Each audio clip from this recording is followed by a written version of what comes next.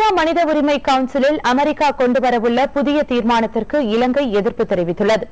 America கொண்டுவரும் தீர்மானம் இலங்கைக்கு பயனளிக்காது என்றும் நாட்டின் வளர்ச்சிக்காக அரசு பல்வேறு நடவடிக்கைகளை எடுத்து வருவதாகவும் இலங்கை வெளியுறவு அமைச்சர் ஜி.எல். பெரிஸ் தெரிவித்துள்ளார். வரும் மார்ச் மாதம் ஜெனீவாவில் நடைபெறவுள்ள ஐநா மனித உரிமை கவுன்சில் கூட்டத்தில் இலங்கைக்கு எதிராக மீண்டும் ஒரு தீர்மானத்தை கொண்டுவர இருப்பதாக அமெரிக்க துணை தூதரக உதவி செயலாளர் ஜேம்ஸ் மூர் கூறியிருந்தார்.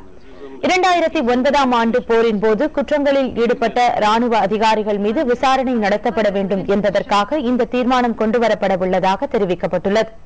கடந்த ஆண்டு ஜெனீவாவில் நடைபெற்ற ஐநா மனித உரிமை ஆணைய கூட்டத்தில் கற்றுக்கொண்ட பாடங்கள் மற்றும் நல்லிணக்க ஆணைக்குழுவின் பரிந்துரைகளை செயல்படுத்த இலங்கை அரசு தவறிவிட்டதாக கூறி இலங்கைக்கு எதிராக அமெரிக்கா தீர்மானம் கொண்டு வந்தது.